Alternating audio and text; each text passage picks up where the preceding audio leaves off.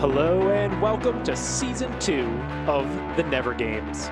If you've listened before, you might already be able to tell things are going to be a little bit different this season, and if you haven't listened before, you've chosen the perfect place to start. We have all new games, a whole new format, and for some reason a phone number. So give us a call or find us anywhere you find podcasts. Give us a rating, subscribe, and find us on all of the social medias at _never_games. Today's episode is a great one. Conor hates on Brock Lesnar, Trevor defends sweatpants, and Tom finds a crawl space in his apartment. All that and lots more on today's episode, Season 2, Episode 1 of The Never Games, titled, The Advice is to Fuck the Mind Flayer.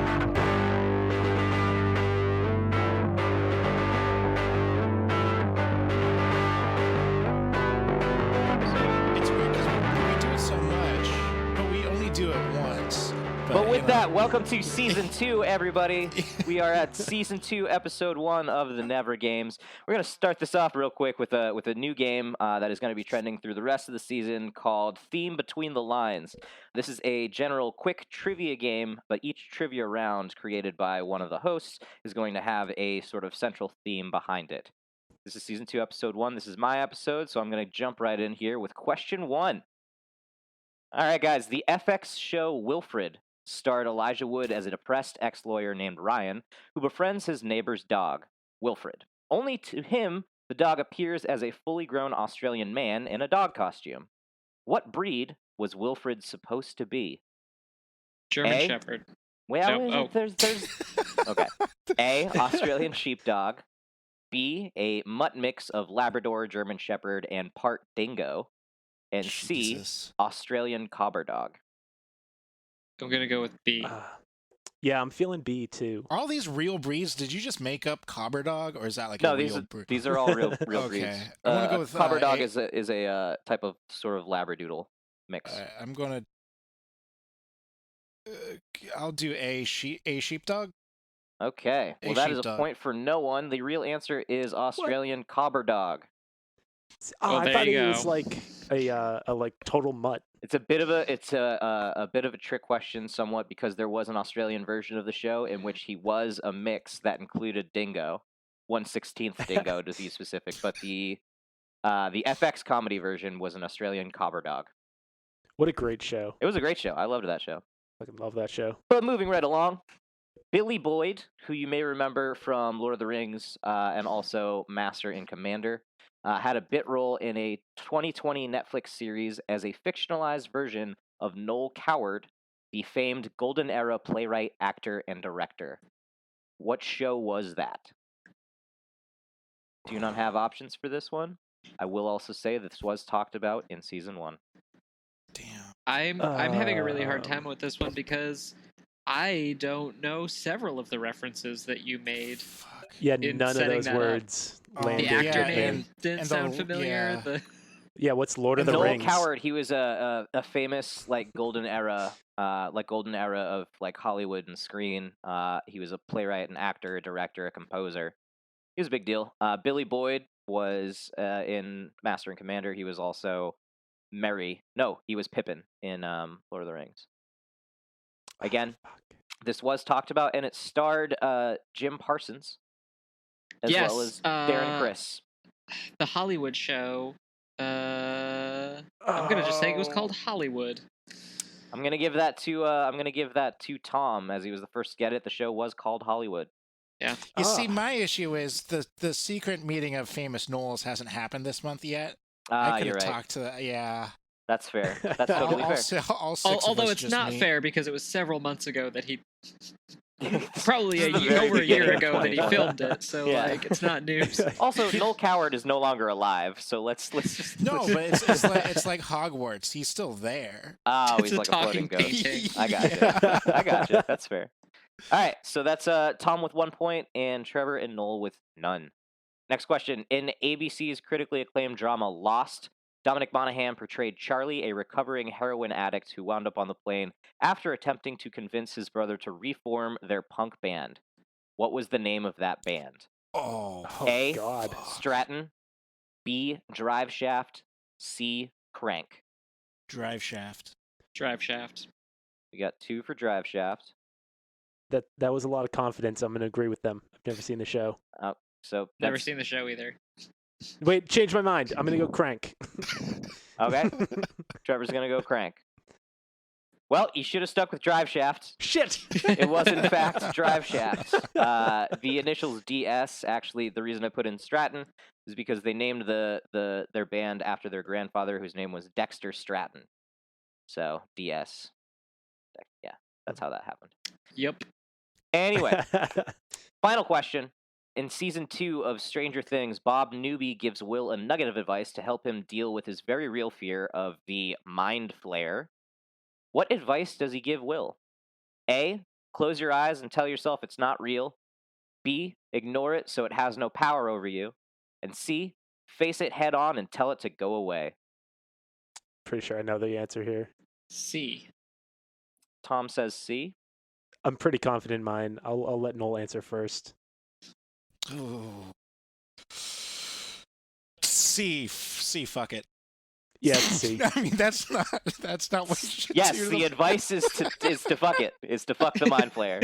And then you'll get over your fear because you have dominated it. Yes, you all got the answer correct. It is C, face it head on and tell it to go away, which doesn't work out too great for Will because it fucking possesses him and shit. Yeah, also, the guy who gives him that advice is killed. Yeah, he gets the killed only eventually. main cast member that dies that season, I'm pretty sure. Yep, there's always one. But yeah, that has been the first round of Theme Between the Lines, and that first round goes to Tom with 3 points. Champion of Season 1, first point of Season 2. God damn it. No one is amused by that except for me. So now is when we start Season 2. Yeah, okay, it starts that now. was a fun warm-up round, everybody. Yeah, that was just a warm-up. But folks, again, there is a theme between the lines there. If you think you know the theme of the questions this week, reach out to us on social media at _never_games. You can also email us at hello@thenevergames.com. If you get it right, you will get a shout-out on next week's episode. Awesome. And welcome to the Never Games. My name is Trevor. I am the CEO of Stickerbox Studios and the producer here at the Never Games. My name is Tom O'Brien. As previously stated, I am king of Season 1. Bow before me. We'll cut out the bows. Yeah, we'll cut out all the bows. I am Conor Provost. I'm just happy to be here. It's feeling good. And my name's Noel McGinnis. I'm also ignoring Connor's sweet babies, just like himself, and I'm still captain of the blue team. Dude, that was rude. Well, you didn't say anything. They know they're here. That's why I'm happy to be here. Okay. Because you're finally back with your sweet babies. Oh, and we're back. We're back. It's been a little bit. It's been some time. Yeah, we took a couple of weeks off here. Yeah, sort of. I mean, we still... Technically. Yeah. What's been going on? We did a dry January together. It is now February. With the exception of Connor's birthday, did anybody make it through dry January? Nope. I did it wrong. I thought we were doing from Connor's birthday through February. Oh, well. Because I haven't drank since then. I drank a lot in January. I also drank quite a bit in January. Regardless of whether it was before or after, I've drank a fair amount. We all did real good, huh? Yeah. Yeah. Right. Well, we were supposed to start that, and a couple days later, a friend of mine that I haven't seen for 9 months was like, "Hey, I'm gonna be in DC," and I was like, "Cool, I can't have fun." And then I decided that I was gonna have fun instead. I think it was January 2nd. You sent a Facebook message. You were like, "Guys, I did a bad thing." Yeah, it was about that early. It was about that early. We were all just like, "Guess what? We don't care." Yeah, right. Yeah, go have fun. That's what made me I very much took that to heart. I actually, after we recorded Connor's birthday thing, I finished all of the alcohol that I had, and then me and my girlfriend went to the store and got more. Hey, true American. Yeah. Despite how much effort I put in, I would say that I was fairly coherent for most of the recording of that episode. And then Yeah, I'm kind of disappointed in how little we drank. right, but then my buddy, shout out to Brian Jones, but he came over and we played some video games and we drank a whole lot more. And apparently, I got in like an hour and a half of video games. Then I just put the controller down and was like, "I'm done. Let's watch a movie." Oh. Like, Did you watch Across the Universe, which you had rented the night before? Yeah. no, I apparently had watched that like the night that I rented it, but I just don't remember doing that. I woke up to the receipts being like, "Oh, I guess I did this." Oh man! Yeah. If only I had that same story when I watched Across the Universe, because I remembered it and I didn't like it. I love Across the I don't Universe. like I love that Across the movie. It was Universe. Great. But you know what I do like is games. I Yeah. also like games. Yeah, we should play another game. That's do what that. we're here for, right? Yeah, it is my week to play game. And To play game. Trevor played Yeah. game good. You guys can't see me do a shimmy, but I did a shimmy. I'm really excited about this game, mostly about the name of it. Yeah. As Of per course, usual, the yeah. very on brand. The season changes. We are sleeker, faster, and stronger. Yet Trevor's still all about the names. Yeah, you need to have some things carry over. Yeah. So, this is another one I came up with the name first, but I think that this is a really good game. Before you say it, is it one of the titles that we played that we heard during Connor's birthday? No, I had the title and I knew that I wanted to play it for this episode, so I didn't say it. Good Okay. one. Sneaky Trevor. bastard. Yeah. Okay, Showing restraint. so the way that this game is going to be played is I am going to give you a couple of different details about the cover of a DVD. Oh, fuck yeah. From that cover, you are going to have to decipher whether that is the cover of a porno or of a WWE DVD. Oh God. I rescind my fuck yeah. The name of this game is PNV or WWE.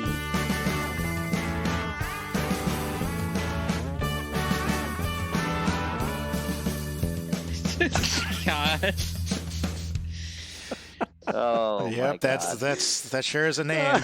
That's yeah. Trevor loves that one. I'm Yeah, really I sorry to hear really that do. Fiona left you. Yeah. Okay. All right. Okay. Let's jump right in. All right. So first off, we're going to go with... Okay, so I'll have about 2 to 4 descriptions. I tried to find as much as I could without giving it completely away. Mhm. This first one, the title is Trish and Lita. On the cover, there are 2 women, one in very revealing leather, the other one in a torn fishnet shirt. The tagline is Best Friends, Better Rivals. Is this WWE or PNV? I'm gonna say that it's WWE, in part, and let me give you my 2 reasons. One is that if it was a woman wearing just a fishnet shirt with nothing else, I don't think that could that would be too explicit for the cover. And 2, that's given the title, it would not be P&V to begin with. The PNV is loose. It's very loosely. Yeah. Yeah. I am going to metagaming. say God damn it. WWE because I have never in my years seen the cover of a porno before. But you have yeah. seen the cover of a WWE DVD. You see, okay, when you say it like that, I might have seen maybe one more cover of a WWE one than a porno cover. Honestly, I didn't know they made WWE DVDs. It's like the summer of hit, course they do. Best of Like- Summer 1998, like all the SummerSlams and the Royal Rumbles and all that stuff. and the Hell in a Cell. Yeah. Hell in a Cell, yeah. So I'm gonna go with Yeah. WWE because I know for a fact that this is documenting the long-standing rivalry between Trish Stratus and Lita, who hung out with the Hardy God. Boys. Damn it. Yeah. All right. See, The one issue I was going to have with this game is if Conor knew everything about the WWE. You should stop using names, bud. Okay, I will stop using names. Oh, I shouldn't have said that. The second you said Lita, I was like, yep. All right. Well, that's a point to everybody, so it's a wash. Moving on, round number 2. On this cover, there are 4 young shirtless men. Behind them stands an older man wearing a kimono. The title is Day of Reckoning. Is it WWE or P&V? I'm gonna say P&V. It sounds like a weird, like, Teenage Mutant Ninja Turtles porno. Yeah, at first I forgot what the question of the game was, and I was like, yeah, this is a Ninja Turtles movie. It's like definitely a kimono. 100%. You're going P&V, Noel? Yeah. I feel like it's probably P&V, but it could actually be WWE. The dude in the kimono could be. I'm gonna go WWE. I'm gonna say the dude in the kimono is Ric Flair. Does he have like a personal kimono? Like, is that He one of always those... came out in like big robes and shit, and he was like an old guy. He okay. like started wrestling when he was like 45. The Nature Boy. I do not know who that is, and you might be right that it's him on the cover. It is WWE, though. That's another point to Conor. I'm gonna look it up right now. I was just trying to think of the TMNT porn name. Like, you know how they always do a funny name, and all I had in my head was Teeton Mean Age Needle Teetles. Oh, I love that meme so much. All right. Round number 3. So on this cover, there is a woman who has a man pinned down to a mat. Yeah, that could The be man is fighting to get free. The name of the DVD is Fight Domination. I'm gonna go P&V again. I feel like this that's... has to be P&V, right? Yeah, that like there's no way that you're gonna give us a wrestling thing that is that straightforward wrestling. And that's the only title is Fight Domination? Fight Domination. There's nothing else on it? It is Ric Flair. It's all about fucking never mind. No, it's not P&V, it's WWE. Yeah. This feels like too obviously like a fighting thing for it to not be that. Like it. Now has I to feel be the same P&V. way, but let me give a counterpoint here. Is Trevor preying on the fact that we will be like, no, of course, this is too obviously wrestling. Go with P&V. That is and true. be like, haha, it is wrestling. That is true. Is he playing mind games with us? I'm gonna say yes. I'm gonna go WWE. What was the title again? Fight Domination. Fight Dominate. Yeah, that's got to be P&V. I don't know. Flip a coin? So Tom, you said WWE. Yes. Conor, you said P&V. I said the P and the V. All right. I'm going to Noel? go WWE. All right. Another point to Conor. Ugh. That is a porno. I just thought you were being tricksy, but I gave you too much credit. Okay. Up next, this cover, I can't give you the title on this one. This cover has 29 people photoshopped together. Many of them are wearing leather, and at least 8 of them do not have a shirt on. The tagline is "Too big for just one night." Yeah, this is my favorite Polyphonic Spree album. I'm going to go. That's a often. Is it a Polyphonic Spree reference, Noel? Yeah, that's an often successful Polyphonic Spree reference there. Too big for just one night. The only thing I can think of with that many people is a Royal Rumble, but that's 32 people. Is that like a standard number? For Royal Rumbles? Yeah. Yeah, okay. Yeah, it's always a multiple of 2. It's always it's 32. Yeah. And how So many it can are on always the be cover? divided in half. How many are on the cover, Trevor? There are 29.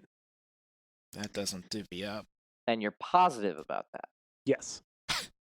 I'm going to go WWE.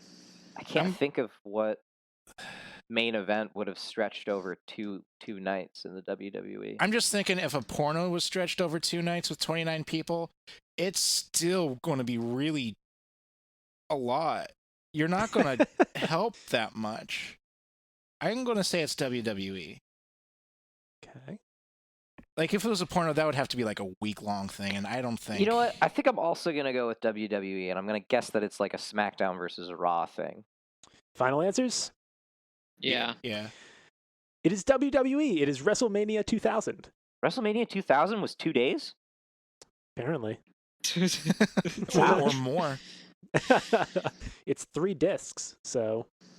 Wow. All right. I did not think you said discs at first. That's fair. That's very fair. All right. Last one. Conor has a chance to sweep. Fuck. First bonus point of the season. Wow. So, this one, the tagline reads, "He stole from the wrong man. He slept with the wrong woman. Now he better not make the wrong move." The title is The Big Hustle. On the cover, there is a close-up of an angry-looking man and a woman lounging on a couch.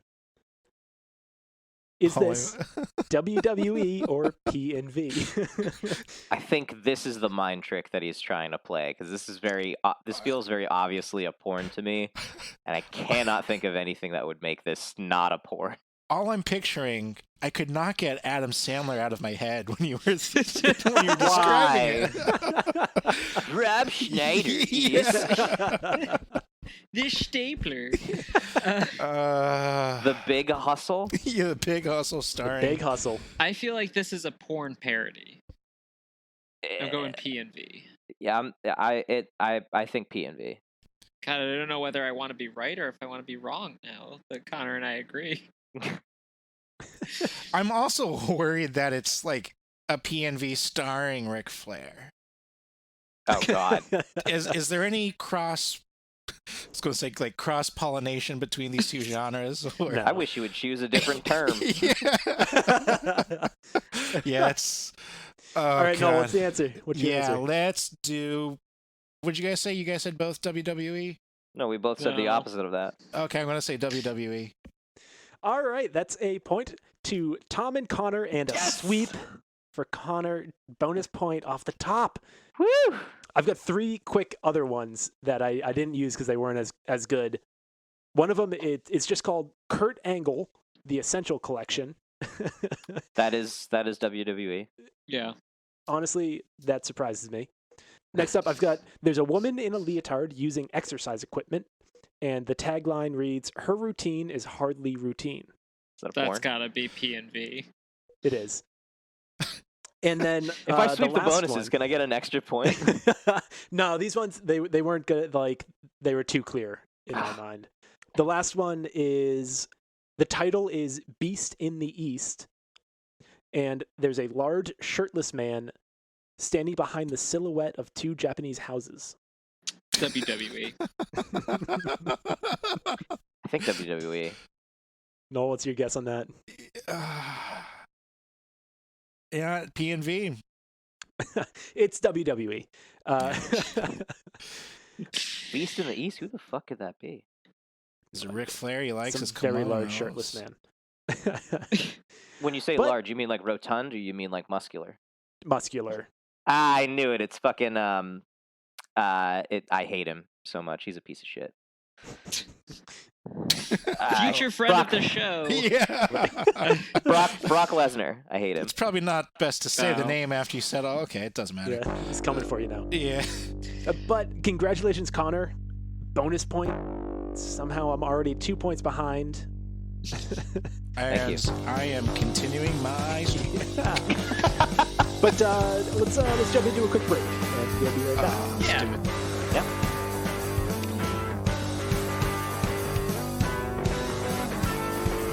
Today's episode of The Never Games is brought to you by Clark's. Clark's story began almost 200 years ago when Cyrus and James Clark made a slipper from a sheepskin. At the time, it was groundbreaking, a combination of invention and craftsmanship that's remained at the heart of what Clark's does. From the beginning, Clark's has always thought differently. Brilliant ideas are what set Clark's apart.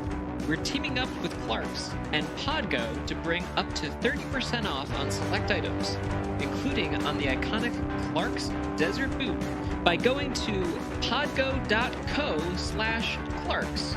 That's podgo.co/Clark's. Hey everyone, just a quick reminder, if you know the theme to this week's theme Between the Lines, give us a shout on the Never Games, any of our social media, at _never_games. We'll be announcing the winners of this week's theme Between the Lines next week. Just give us a shout out on any of our social medias or email us at hello@thenevergames.com.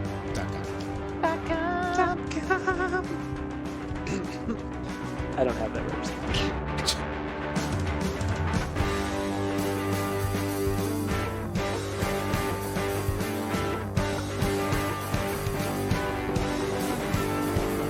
I don't know how long I went into the day before I realized I was wearing a maroon shirt and a maroon hoodie. And I looked at myself in the mirror like right before we started this. And I was like, I look like an asshole. It didn't matter when I was just around the house today, but now other people are gonna see me. And with the video quality of your camera, it like blends very well into the wood of your bed frame. So I just assumed that you were like, part mahogany. My warmest pair of sweatpants and my warmest sweatshirt are both just like the grayest gray, and I routinely just walk around looking like a storm cloud. Is that a comment on your mood or your fashion?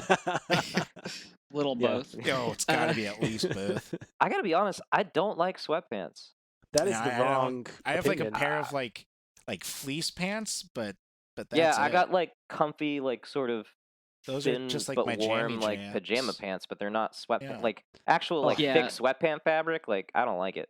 Oh, I love it. I don't like sweatpants either. The only time I wear sweatpants, I wear them occasionally when it's like below 20 and I'm going on a walk. I'll put them on as an extra layer of pants over my jeans. I think you guys just Oh, you should put them under the jeans. The jeans are going to be better than that cotton. Well, no, I've got another pair of pants under the jeans. Jesus. What? Where do you live? Just get like snow pants, man. Yeah. I don't know, going for like a 3-mile walk through the snow, like in I think 15-degree weather. Yeah, if you just had snow pants, though. You're just wearing a sponge over your pants. Tom, what have you done? I invested in 3 really high quality pairs of sweatpants right at the start of the quarantine, and it's the best money I've ever spent. What about Litecoin? We're still waiting on that to really take off. Right. But with that, so Trevor can buy his next pair of sweatpants. Yeah. Really banking on that next $250 pair of sweatpants. Yeah.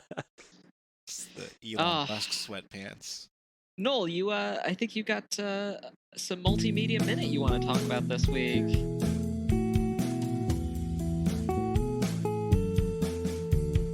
So for like the past, I don't know, month at least, since we had our last Multimedia Minute, I have been playing either things I've played before and talked about, or things like I got started again. It's a Red Dead Redemption 2 that everyone has absolutely talked about it, so I didn't really want to waste any time on that.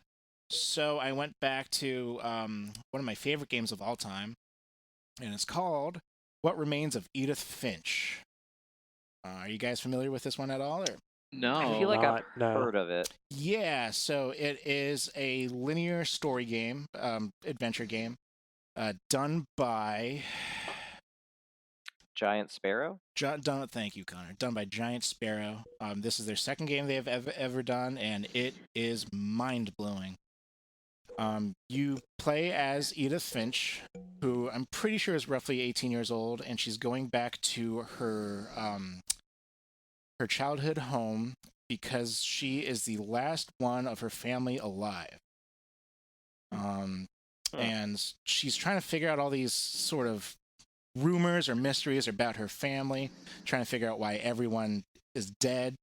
There have been talks about a weird family curse that the great-great-grandfather left Norway to sail him and his family and his house to America to just escape the curse.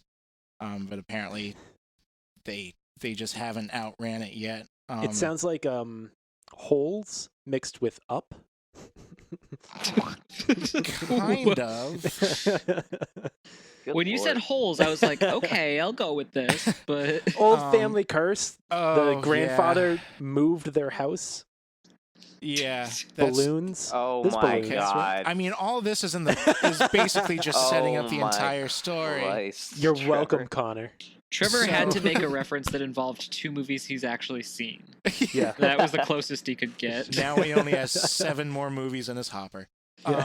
So the basis of what remains of Edith Finch is you pretty much go into all these all of your siblings' bedrooms that have been locked up when they died, and each chapter is reliving a moment of that sibling's life and ultimately the moment of their death.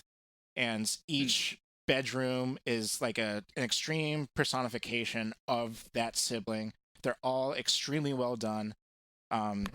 Each one is as different as the next, and the house is kind of built in this way where they have this house, they ran out of room in the house to store siblings, so they just added like sort of these tiny houses like towered on top of each other, one after one, which I can't get enough of that design. It's so cool. And yeah, as you keep going to your different siblings' rooms, you sort of uncover more and more and sort of fill out the lineage more directly than what you've heard. Beyond that, I don't really think I can explain anymore without getting all spoilery. But yeah, it's a very good game, especially if you like those linear story-driven games like Firewatch or Night in the Woods or Oxenfree or anything like that. So it's like an exploration, like sort of story-driven thing. Like it doesn't sound like there's like too much action happening. It's more just like uncovering the story. Right. It's almost exclusively uncovering the story. Cool. Yeah, it's not for everyone. Like if you know you don't like that, you're just not going to like it. It is a fairly quick play though. I kind of took my time because I didn't really want to leave the house because I was just digging it so much. And I finished it in about 3 hours. But if you are kind of interested, but you don't really want to play, 3 hours worth of video game, look up the full walkthrough on YouTube, and it's about an hour and a half, and it's probably better than most movies out on Netflix. But if you want it, it's on everything for $20, and it's free on Xbox Game Pass as well. Neat. Cool. What this really reminds me of is the House of Eternal Returns. I don't know if you guys are familiar with this. No. There is this anarchist arts collective in Santa Fe, New Mexico, that does all of this crazy modern art, interactive shit.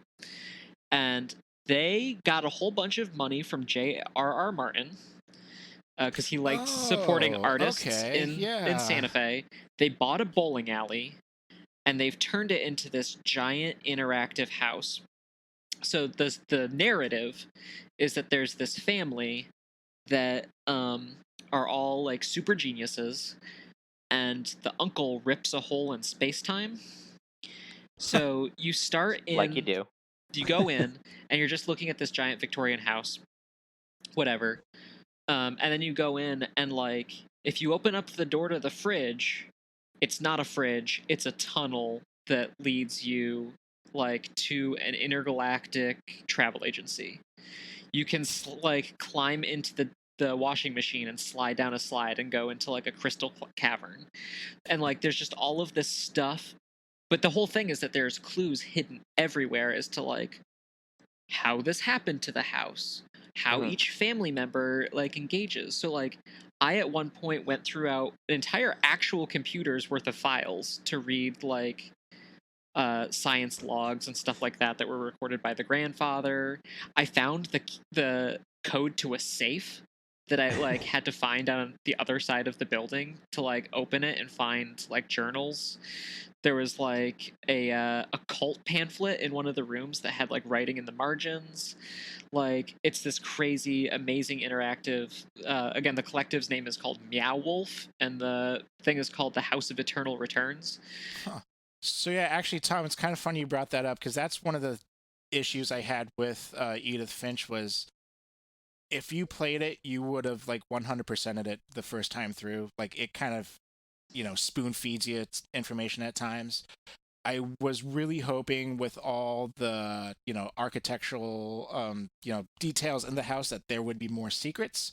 That's kind of one of the bigger themes in the game is because the builder of the house, her great grandfather, built in all these like secret passageways to different rooms and alternate, entrances and exits. But then everything else was just, there. Mm-hmm. But it was still really good. I was kind of nitpicky at that, but yeah, Eurogamer calls it creepy and unsettling with a heaping dose of whimsy and wonder, and it is exactly that. Yeah, Cool. So, I mean, it sounds like it's pretty engrossing as far as just like an atmosphere and set design and all that stuff. Yeah, and like I said, just watch the playthrough, and I did that today, not having time to play it, and it still holds up, even as I guess a movie. Cool. That's cool. I think that it's a valuable space for there to be games that are that short of a playtime. Oh yeah, definitely. Like there are so many games that are like 80 hours, 100 hours, 250 hours, 1,000 hours that you can put into this thing. Like not everything needs to be Skyrim. Like give me something I can do in an afternoon. Right. I mean, I think games like that serve that purpose where it's solely like exploration and discovery. Like I think anything like that, it should be under like 5 hours max. After that, you just kind of like you can't maintain that level of interest, at least in my opinion. Or it's very without hard to some do that. breaking up of the quote unquote action, as it were. Yeah. If the main action is like move to here and read this book. So yeah, and that's been your Multimedia Minute. All right, that sounds really cool. I'll have to check that out.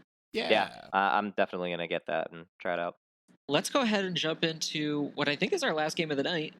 Yeah. Is a new game for us that we're going to be doing for the next couple of weeks at least, that we're calling Stump the Expert.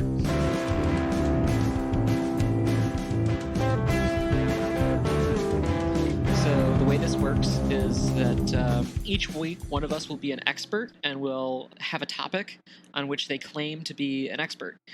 And the other three will have an opportunity to try and think of questions to stump that expert. So I'm going to go first. And a couple weeks ago, when we first started talking about this, we decided that I am an expert at Simpsons quotes. So you guys have had a couple of weeks to talk amongst yourselves and discuss ways that you can stump me on completing a quote, when the quote takes place, stuff like that, within the first 15 seasons of The Simpsons, which I'm beginning to regret, but we'll see how I do. Absurd amount. Yeah, that is a large amount. I'm gonna be completely honest. Mine isn't necessarily a quote, but I think it's something. Okay, yeah, mine is not a quote. I thought we were just doing this. I didn't realize it was specified to quotes. I was that's so fine. nervous. Okay, all right. Yeah. Give it to me. I think it's something that I will say also that my roommate is when I brought this up to my roommate because I knew that he liked The Simpsons, he was like, I would fucking crush that dude because he was apparently like worshipped The Simpsons when he was a kid. So like, for a quick lead in for Noel and Conor, yes, Tom and I would play this game in Chicago where I would just go, "Hey Tom, season 4, episode 13. What is it?" Oh no, I think my question's too easy. oh, mine might be too easy then. Do you have that answer, Tom? Season 4, episode 13. This is the thing. This Trevor's always like, let me give you an episode number. I don't know them by their fucking episode number. If you tell me the name of the general like name of the episode, I will tell you the entire plot of that episode. Okay. So I'm gonna say okay. So the last episode of season 8. The last episode of season 8 is that Who Shot Mr. Burns Part 1? No, it is not. I was going to give you the episode title, but since you just said that, like, if I give you the title, you can give me the entire plot, I'm not going to do that.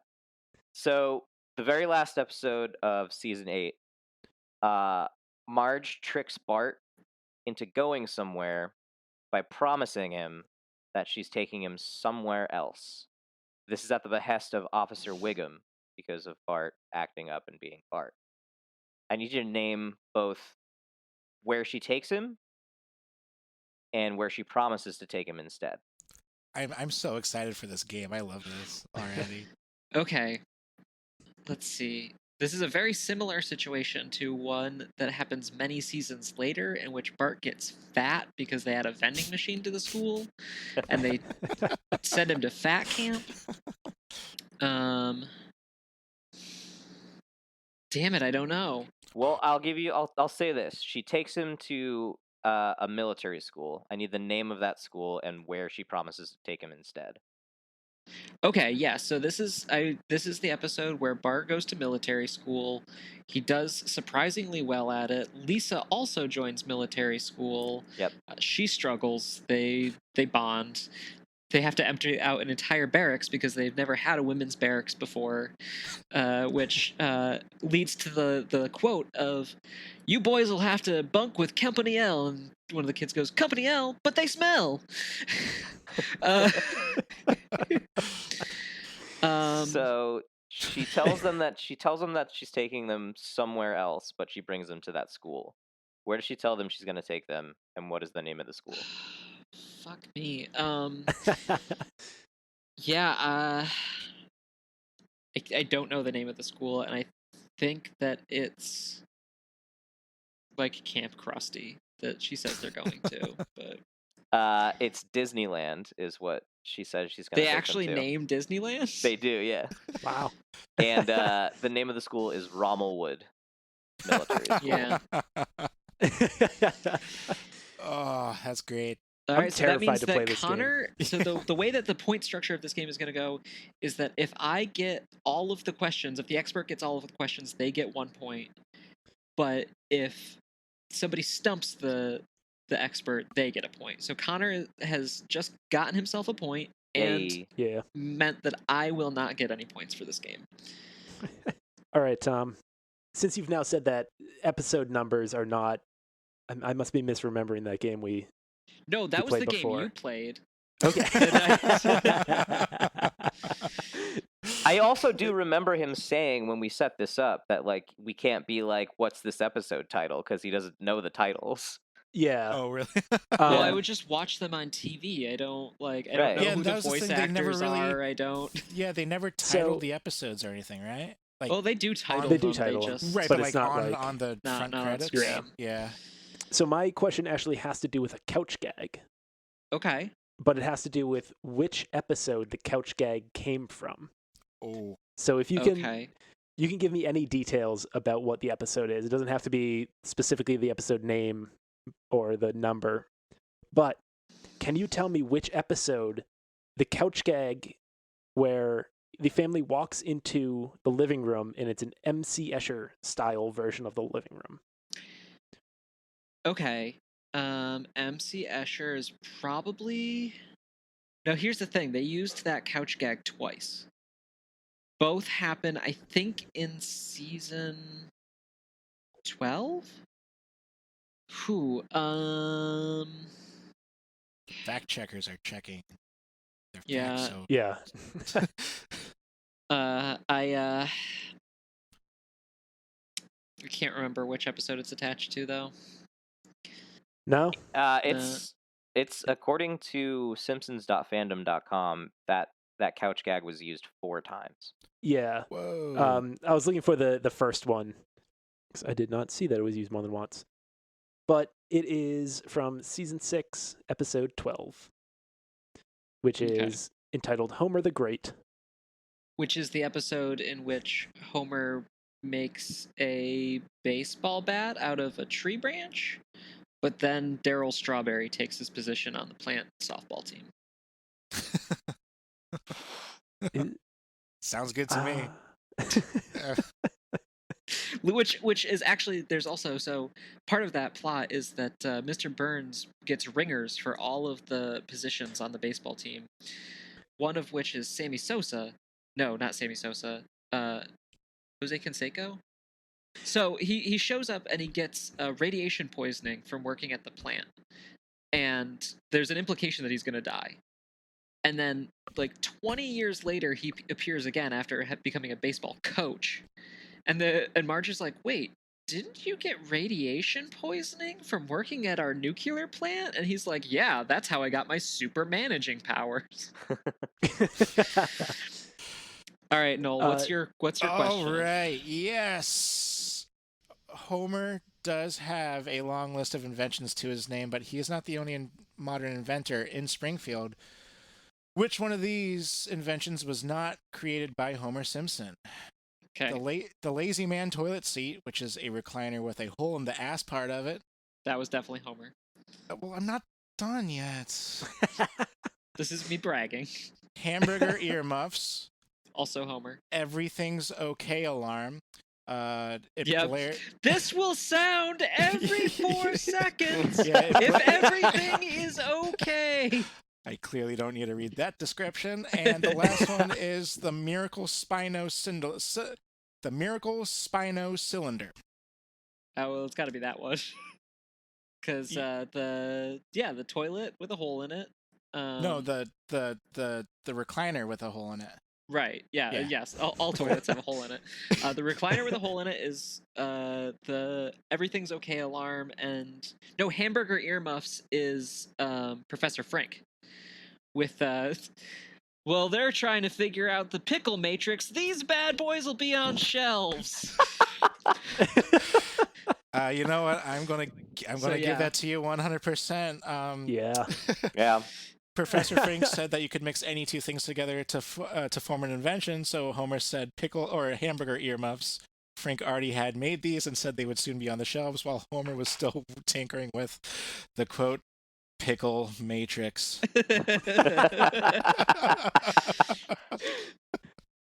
Well, this has been Stump the Expert. I have been stumped. Yeah. Not completely though. Still like displayed an impressive knowledge Remarkable. of the Simpsons, just not the specific things that we chose. Yeah. My Simpsons knowledge has definitely faded considerably. So I love how, I'm not sure what the rest of y'all's categories are going to be for this game, but I love how we can proudly walk away with being an expert at a thing that's really only useful in like bar trivias. Oh yeah, and nowhere else on the planet of Earth. You know, it's funny you say that because I'm next week, and I'll let you guys know what my expertise is in. It will not help me in any bar trivia. Damn Boston Bruins! I'm going to lose my shit. No, you see, I was gonna go with the Boston Bruins, but then I realized that the amount of knowledge, or the amount of like weird stats and numbers and people and everything involved with Patrice it is Patrice Bergeron's second uncle named? Well, Jerry. I don't think we would allow that question to go through. No. Yeah. So my expertise is in Conor got it. It's dorm life. I fucking knew it was gonna be. I'm gonna say the series. Well, I think that I do know a very lot about the people involved. I think I'm going to limit it to just the 2 seasons of the web series. So quotes, events, plot points, relationships, just anything involving the characters and the events of dorm life, not about the actors. Yeah. So we have to find none of the behind the scenes stuff, none of the like. Yeah, none of the extra video stuff. I feel like we need to open it up because Tom just said 15 seasons of a show, and you're saying an hour and 10 minutes of a series. I'm fine with it. I like 15 seasons of a show was a lot. It's 400 minutes? 400-ish. I think 406 is the runtime. Yeah, 15 seasons of a show is, I think you've got that wrong, Noel. 15 seasons of a show is too big. It's too big. I think this is about this is an appropriate size, probably. Yeah, 400 minutes. This means I have to watch the entire thing. That was the only reason I did it. And it's all available on YouTube, yeah, correct? how can we find it? Okay. YouTube.com/thisisdormlife, I believe. This is Dorm Life is the YouTube channel, and they have 2 playlists. They're the first playlist that they posted, so they'll be at the end of their like playlist page. Okay. One will say season 1, and one it says season 2. Cool. Total of 46 episodes. It's the greatest thing that's ever been created. Well, and it's I pretty look great. forward to answering all of your questions correct next week. That's how I felt. Boy. all right. Before we move off of Simpsons, I do want to ask you guys a question. Some quick math here. Oh God. Simpsons math. There are currently 32 seasons of The Simpsons. How many episodes do you think there have been? I'm just using a calculator. I'm not cheating. Just getting a calculator. 32 over... 32, you said? Yep, 32 seasons. I'm going to say whatever 32 over 25 episodes a year is. And 800. Knock a few off for... That's for good also measure. what I did. That's also what I did, and I think- I'm saying 800. Okay. I'm gonna say it's over 1,000. I think like 1,100. Okay. 695. Wow. Still so many. There you Yeah, go. that's a lot. Were the first but- couple seasons like not episode heavy? Were the first couple seasons like not that much until they got like more funding and stuff? Yeah, it must have been no, I like think 10.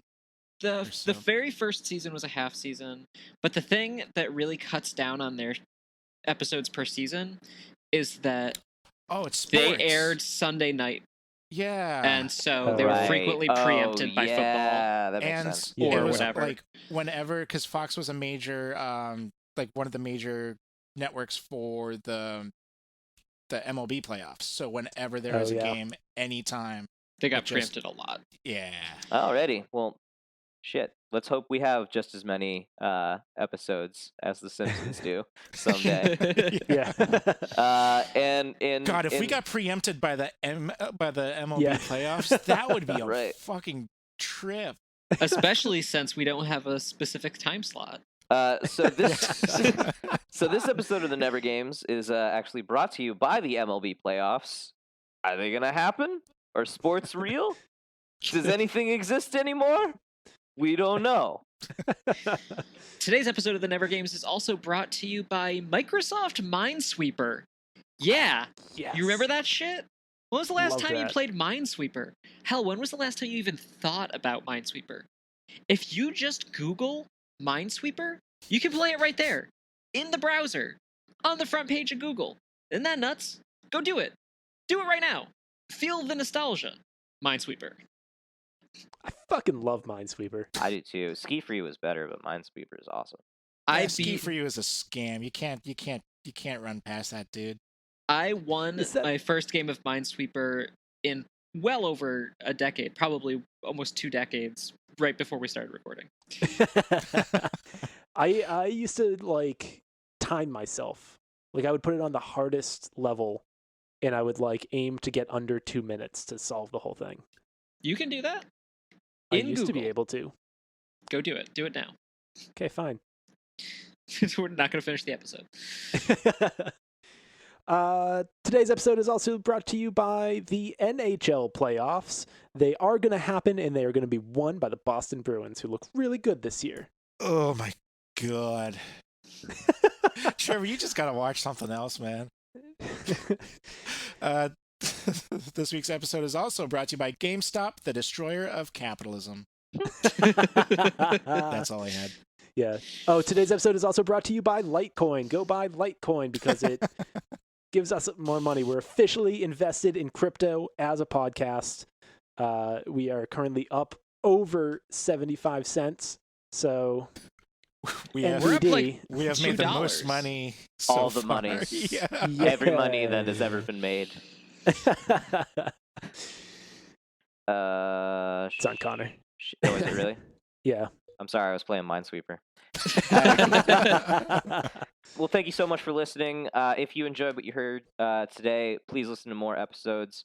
But also, give us a like, a follow, give us a rating. You can find us on all the social media platforms as well as all of the podcast platforms. So Apple, Spotify, Twitter, Tumblr doesn't exist anymore. LinkedIn, no. My DJ, no. Anyway, the regular ones, you know. Yeah, but give us a listen and a follow, a subscription. We really appreciate it. Yeah, and reach out to us. We love hearing from our listeners. You can reach out to us on social media by email, and now, for some reason, by phone. We have our own phone number. It is 406-GAMES-24. That's 406-426-3724. Call us, leave us a message, and you might even make it on air. Wouldn't that be something? Wouldn't that be something? Our first phone call. Sorry, I really think that'd be something. I didn't mean for that to sound super sarcastic. It comes in and we're just immediately like, it's got to be spam, right? Yeah. Straight to the voicemail. Yeah, I don't want to hear anyone telling us about our car warranty. Yeah. Apparently the IRS is mad about the Never Games' tax filing. We've got to give them all of our socials. So we got to give them the 15 cents we've earned in crypto. Yeah. We also have a Patreon. It's patreon.com/thenevergames. We know it's kind of a weird, hectic time for anyone, so we're not forcing you to give anything. If you can't give, that's fine. But if you like us and you are able to, please, we would love your support. You can donate as little as $1 a month. And with that, you can get a bunch of bonus content, millions of prizes, and a ton of other cool shit. That's all with patreon.com/thenevergames. Millions of cool prizes. Millions of cool shit. Literal millions. You can also head on over to our website, thenevergames.com. You can do all sorts of fun stuff over there. Listen to all of our episodes, comment on those episodes, engage with other fans, check out our scoreboard and stats, and find all of the music from today's and every other episode, which was produced by Good Dammit, which is Noel on the drums and Trevor on the everything else. Thanks for joining us for our premiere episode of the second season of The Never Games. My name has been and will always be Noel McGinnis. I am Trevor Kelly, at least for now. My name is Tom O'Brien, as far as you know. I'm Conor Provost. Good night, sweethearts. And this has been The Never Games. Do we play games? Almost never. This has been a Stickerbox Studios production. Oh, man. I'm going to restart this meeting right now.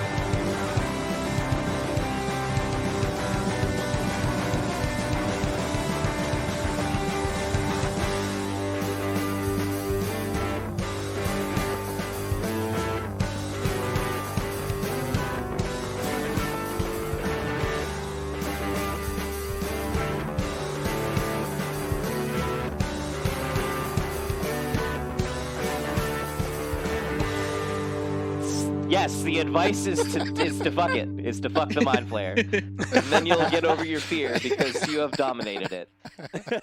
Yes, you all got the answer.